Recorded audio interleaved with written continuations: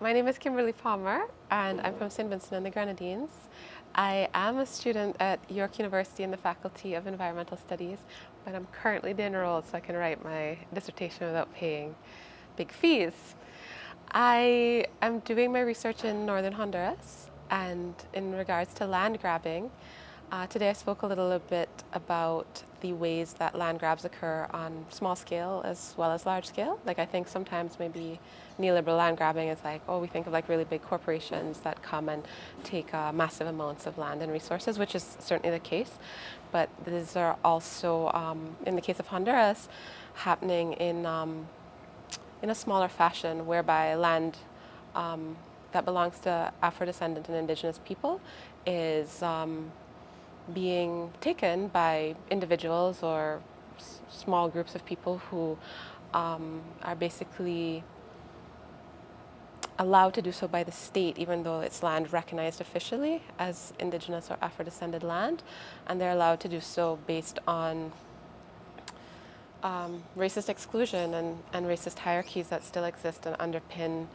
the way that everyday people and governments understand what is correct land use and who are really people. And so I do feel that we have to really address that. I think a lot of, and that's a huge task, and I think everybody's grappling with that in some form or another here in the conference, is how, when we're talking about capitalism, I mean, capitalism and race and racism, conceptions of race and organization of that into a hierarchy, that's the foundation, like slavery and capitalism. It doesn't, capitalism doesn't exist without that. And of course, that's also a very gendered process as well. So I don't think we can kind of just like brush that off and without really, and I don't know how to dismember that, but I feel it needs to be acknowledged, and in some way we need to disassemble that, because at the end of the day, when you put in even, okay, like, yeah, I'm writing about it and there's been legislature and there's been a lot of things also, yeah, it's all kind of written, but it doesn't seem to have changed a lot, and that's what I'm seeing in Honduras, is that these things are still allowed to happen because the basic, like, racist assumptions and gendered, like sexist assumptions, like still govern ways that people think and what people do and what people allow. And when I say people, I mean people in positions of power, whatever those might be. If it's a government on different scales, right? Like a person who has like racial privilege, a person, that has gendered privilege. So I don't know quite the way to do that, but I feel it calls for a lot of like, I don't know, like honest introspection, like especially in the cases of people with power. What I did my presentation on today was I was very privileged and blessed to be invited to a land recuperation in the midst of like tourist land grabs, and it counted a lot of sort of narratives that I've like heard and read, and including, I wanted to sort of read it at first through the lens of like, oh, this is again, replication of a certain system and dominance and hierarchy, because people are sort of perhaps like forced to like perform their place on the land in ways that kind of are the like dominant forms, of like, say, like agriculture, like, okay, well, this land is it's a forest, and that's like a vibrant relationship that the people have with that land, and it's farming going on at the same time, and I mean it's a whole, but it's represented as well as unused land, or the people don't work the land, and so it's not to say that people there, Afro-descended indigenous people, don't also have farming that kind of like clears land and puts, for instance, the milpa that we were seeing earlier in a presentation, but there's also, I mean, it's much bigger than that. So in this land recuperation, closest to sort of the road, so like where people would see it, was very much this display of land use, that could be read as like the land being used. And at first I was like, oh, this is,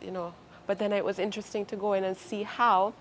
because that land recuperation had been attacked by the police, it had been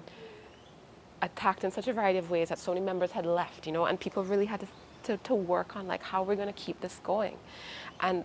other people who had typically in the past been mobilized by the elite, right? So landless, mestizo, farmers, used, by the elite to despatialize the Garifuna in this case.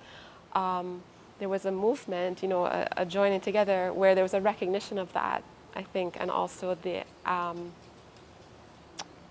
adopting the indigenous